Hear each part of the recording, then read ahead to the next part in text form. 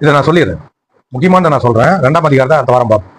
பாருங்க, இந்த பாவத்தினுடைய இந்த வீரியம், அதனுடைய ஒரு சொல்லுவாங்கல்ல அந்த ஃபோர்ஸ், பவர் எப்படின்னா, நல்லா தெரியும் இதை செஞ்சா தண்டனை இருக்கு.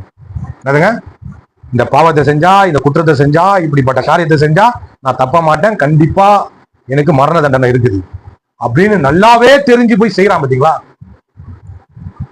அந்த பரிதாபம். ஏன்னா அந்த பாவத்தினுடைய வல்லம் அந்த மாதிரி அவனுக்கு நல்லா என்ன, நீங்க போயிட்டு என்னத்தான் வான் பண்ணாலும் சரி, என்னத்தான் நீ வந்து சொன்னாலும் சரி, அது செய்யாம விடாது. நீங்க நினைச்சிருப்பீங்க அவர் வந்து இவ்வளவு வான் பண்ணிக்கிறோம் பயந்துட்டாரு. பாவம் உள்ள பயப்படாதுங்க, பயங்கரமான ஒண்ணு. அந்த பாவத்தினுடைய அந்த போர்ஸ, அதனுடைய வல்லமைய அடக்கிறதுக்கு இயேசு கிறிஸ்துவால மட்டும்தான் முடியும். அவரால இல்லாம ரட்சிப்பே கிடையாது. என்ன சொல்றாருன்னா, தெரிஞ்சே சொல்லுங்க, தெரிஞ்சே சொல்லுங்க சார், எல்லாமே சொல்லுங்க, தெரிஞ்சே பாருங்க, மரணத்திற்கு பாத்திரரா இருக்கிறார்கள் என்று தேவன் தீர்மானித்த நீதியான தீர்ப்பை அவர்கள் அறிந்தும் அவைகளை தாங்களே செய்கிறதும் அல்லாமல் செய்கிறவங்ககிட்டயும் பிரியப்படுறாங்க அப்படின்றாருன்னா என்ன அர்த்தம்னா, தெரிஞ்சேதான் ஒருத்தன் என்ன பண்றான், பாவத்தை செய்யறான். இல்ல தெரியாம செஞ்சுட்டேன், வா இங்க வா, தெரியாம செஞ்சுட்டியா, தெரிஞ்சேதான் செய்யற.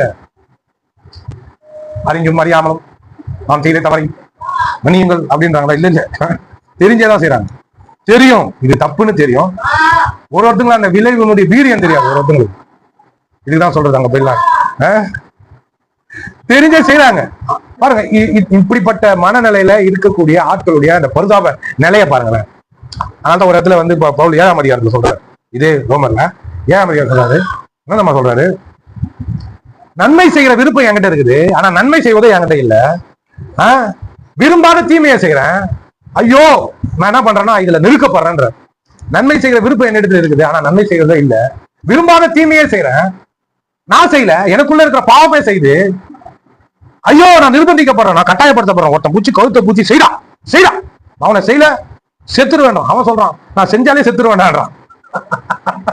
பிசாசு இந்த வாரம் சரியா போய் பசங்களுக்கு பிரசங்கம் பண்ண பாருங்க, ஸ்கூல் மினிஸ்ட்ரி சொன்னேன். இப்ப நான் அதை சொல்ல வரேன், அதுக்காக தான் செய்யலாம்.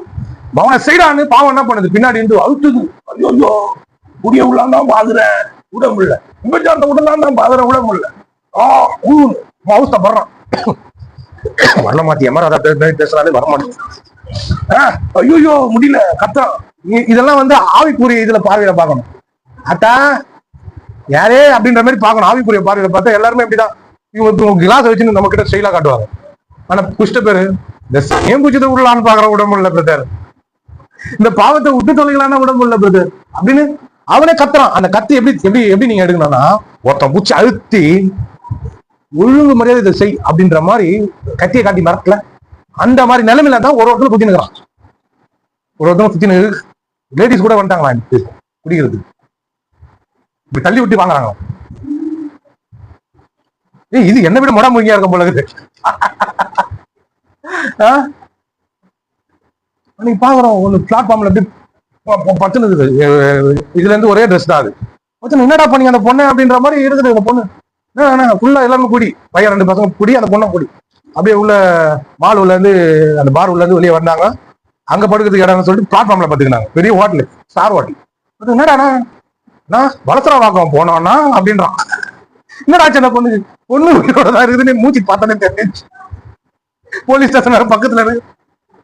என்னடா பண்ணீங்கன்னா ஃபுல்லா குடி தெளிவா இருக்கும்போது நல்லா மூடி இருக்குது போல இருக்குது. ஃபுல்லா குடிச்சு குடி மட்டை தூக்குடான்ற மாதிரி தூக்குறாங்க. அப்பா எனக்கே வேணாம், வேற யாருன்னா வருவாங்க, நீங்க வாந்தி வேற உள்ள எடுத்துருவீங்க வந்து நான் போயிட்டேன். ஆனா அப்படியே அந்த ஃபோர்ஸ் இது இருக்கு பாருங்க. நான் சொன்னேன் ஃப்ரெண்டுக்கு, நான் சொன்னேன் இந்த பாவம் உள்ள இருந்து வாட்டி வதக்குது. இவங்க என்ன பண்றாங்கன்னா மேலோட்டமா சரி பண்ண பாக்குறாங்க. இந்த மாத்திரை இந்த இடத்துல போய் சாப்பிட்டா, இந்த கயிறை இந்த இடத்துல கட்டினா, இந்த இடத்துல அந்த குடிகாரங்களை வச்சு வாங்கணும் வாங்கி அவங்க என்ன பண்றாங்க, ஒரு 2-3 மாசம் வச்சு சரி பண்ணா அவங்க சரியாயிடுவாங்க. அவன் பயத்துல என்ன மறுபடியும் விட்டுறாரு இந்த மாதிரி இருக்கிறான். அதுக்கப்புறம் என்ன பண்றான், நைஸா போய் குஸ்து வந்துடும் ஆளுங்களா இருக்கிறாங்க. இந்த மாதிரி நீ என்ன பண்ற, மேற்பூச்சா என்ன பண்றத அந்த நுனிப்புள் மேய்ற மாதிரி மேய்ஞ்சு நிற்கிற. இல்ல அவன் அடி வயிற்றுல இருக்குது, பாவம் உள்ள இருக்குது பாருங்க. வெளியே வந்து யாரா என்ன ஆச்சுட்டாங்கன்னா இதான் எங்க அம்மாவை கூட்டு வரேன், இதான் என் ஃப்ரெண்டை கூட்டு வரேன், இதான் எங்க அண்ணனை கூட்டு வரேன், போய் கூட்டு வந்து சண்டை போடலாம். இவன் உள்ள சண்டை போட்டு கையை விட்டா எடுக்க முடியும். இல்ல அந்த பிரச்சனை நான் கையை விட்டு எடுத்துறேன்னு சரி பண்ண முடியும். இல்ல இது ஆவியில நடக்கிற பிரச்சனை, ஆத்மாவில நடக்கிற பிரச்சனை. இது கையை விட்டா சரி பண்ண முடியுமா? நான் வாயை திறக்கிறேன், அது உள்ளத்தமா ஏதோ ஒண்ணு பண்ணுது என்ன, மண்டிலையும் இதுலயும் என்ன எதனா பண்ணுமா? கையை விட்டு எதனா செய்வானா? கையை விட்டாலாம் தொண்டை வரைக்கும் போவோம், மண்டை வரைக்கும் போமான்னு போகாது, உள்ள ஆவி வரைக்கும் போகணும். யார் போவா? உன்னை சிருஷ்டித்த தேவனால மட்டும்தான் முடியும். ஆமே, அவர் ஆவியாகிறாரு, நீ ஆவியா இருக்கிற.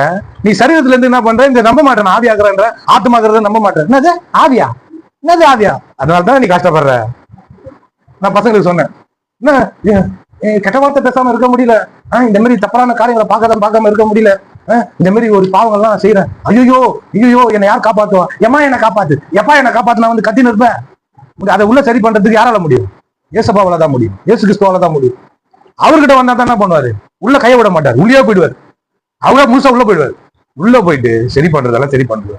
ஆமே, இவங்க என்ன நினைக்கிறாங்கன்னா, அது எப்படி முடியும், இவங்க எப்படி மாறுறாங்க அப்படின்னு கேட்கிறாங்க. வெளியே இருந்து எப்படி வேடிக்கையை பார்த்துட்டே இருக்கு. பின்னாடி இருந்து கத்தியை வச்சு ஒருத்தர் நசிக்க நிற்கிறான் பிசாஸ், எல்லாரையும் போட்டு வாட்டி வதச்சு நிற்கிறான். அது அவங்களுக்கு தெரியல. இது ஆவிக்குரிய உலகம். சும்மா வந்துட்டு பிபி வச்சு பார்த்துட்டு மாம்சத்திலே பார்த்துட கூடாது. எல்லாரையும் இப்படி சுத்துதுங்க, இப்படி கத்துதுங்கன்னா எல்லாமே ஆவியில பார்க்கணும். ஹலோ, இல்ல நான் செத்த பேர் தான் ஆவியில பார்ப்பேன். உயிரா இருக்கும் போதே ஆவியில பார்க்கலாம். என் பிள்ளைக்கு என்ன பிரச்சனை, என் குடும்பத்துல என்ன பிரச்சனை, என் சபையில என்ன பிரச்சனை, இந்த சுத்தி இருக்கிற ஜனங்க கிட்ட என்ன பிரச்சனைன்றது ஆவியில பார்க்கலாம். நான் கொஞ்சம் எக்ஸசைஸ் எல்லாம் தின்னுக்கிறேன் இந்த ஆவியில. இவங்களெல்லாம் எப்படி மகனை போட்டு கவுத்து குமாங்குத்து குத்துறது, வருவியா மூஞ்ச காட்டு கட்டி போட்டு அச்சு நாஸ்தி பண்ணணும். எழுந்து நம்ம இங்க வந்து எழுந்து நிக்கும் போது மெந்து ஓடுற ஆவிங்கெல்லாம் இருக்குது. பண்ணலாம், என் ஆவியில வளரணும். வார்த்தை வெளிப்பாடு வர வர வர வர ஆவியில நடக்க நடக்க நடக்க நடக்க ஆவியானோட கைடன்ஸ்ல போக போக போக போக ஆவிய அப்படியே பார்க்கலாம். வா தம்பிங்க, வா உன்னை ஓட்டி அமைச்சிருங்க, வா. ஏசு பாருங்க, ஏசு தேவாலயத்துல வந்தாரு, ஒண்ணுமே பேசல, கத்துது பிசாசு. நம்ம போய் சில இடத்துல நின்னாலே சரி, பிசாசுங்க எழுந்து பார்க்கலாம். ஒன்னொன்னு அப்படி தலையை விரிச்சு போட்டு ஓடி ஆற மாதிரி இருக்கும். ஆனா பிரச்சனை வருது, அந்த பிரச்சனை எப்படி எப்படி பாக்குறோம் நம்ம? இதெல்லாம் ஆவிக்கூடிய காரியம் பாருங்க. இதெல்லாம் என்னது? இதுக்கு பின்னாடி ஃபுல்லா அந்த டாமினேஷன், பிசாசுனுடைய டாமினேஷன் இருக்கு. மனுஷங்க எல்லாமே பாருங்க தேவனால சிருஷ்டிக்கப்பட்ட சிருஷ்டிப்புகள். அதான் பவுல் சொல்றாரு, மாம்சத்தோட ரத்தத்தோட நம்மளுக்கு போராட்டம் கிடையாது. ஆகாய மண்டலத்துல இந்த ஆவி உலகம், நம்ம இது பூமியை ஆகும்போது மாம்ச உலகமா பார்க்கணும். அதனால்தான் விழுந்து போகுது மனுஷன். ஆவி மண்டலம் இது. இதுல ஆவியில பார்க்கும் போது தெரியும், இதுக்கு இந்த பிரச்சனை தான், இவங்களுக்கு இந்த தீர்வு அப்படின்றது நல்லா தெளிவா தெரியும். அதனால்தான் நம்ம என்ன பண்றோம்னா, மாம்சத்திலேயே பார்த்து பார்த்து சண்டை போட்டோம். இல்ல, தீர்வு உண்டாகாது, தீர்வு உண்டாகாது. சில தாழ்த்துற இடத்துல நம்மளை தாழ்த்தும், வணங்குற இடத்துல நம்ம வணங்கும், நம்ம கீழ்படிற இடத்துல நம்ம கீழ்படியும். அப்போ அப்படி கீழ்படியும் போது ஆவியில சில மாற்றங்கள் நம்மளுக்குள்ள உண்டாகும். ஆவியில வளருவோம், மனதுல வளருவோம். அப்படி வளரும் போது பிரச்சனைகள் எல்லாம் சொன்னாரு, மழை போல இருக்கிற பிரச்சனை கூழாங்கல் போல தெரியும். உனக்கு கூழாங்கல் சைஸ்ல இருக்கிற பிரச்சனை கூட மழை போல தெரியுதுன்னா, நீ ஆவியில என்ன பண்ணி இருக்கிற? சின்னதா இருக்கிற. ஹலோ, என்ன பார்த்து டேவிட் சாலமன் பாஸ்டர் சொல்றாரு, ஆவிக்குரிய ஜெயன்ட்ன்றாரு. ஐயா, நீங்களாமே சொல்றீங்க, ராட்சதன்ட்டாரு. இன்னும் அப்படி பார்த்துட்டாரு. அவரு சும்மா சாதாரணமா சொல்ல மாட்டாரு யாரையும். ஆவிக்குரிய ஜெயண்ட். சிலர்லாம் பைபிள் வாங்க, நம்ம பயம் மரியாதை. சிலர்லாம் அது கிட்டே போக மாட்டாங்க, ஆனா நான் துணிஞ்சு போவேன். ஏன்னா வெளிப்பாடு ஆவியானவருடைய அந்த நிறைவு சத்தானதை சாப்பிட்டுருக்காங்க. பயங்கர ஊட்டச்சத்து பயங்கரமா சாப்பிட்டதுனால சில இதெல்லாம் போயிட்டு தம் தோண்டு தெரியுது. இவன் பாக்குறான், எனக்கு மலை மாரி தெரியுது, உனக்கு எப்படி தெரியுது? எனக்கு கூழாங்கல் மாரி தெரியுது. அதை விட கூட சின்னதா தெரியுது. நீங்க பிரச்சனை எப்படி பாக்குறீங்க? எப்படி இருக்கிறீங்க உங்க ஆவியில? இதெல்லாம் அதுக்கப்புறம் 2ஆம் அதிகாரத்துல வராது. அது அடுத்த வாரம் பார்ப்போம். எழுந்து நிற்போம். ஓ ஸ்தோத்திரம். Praise the Lord.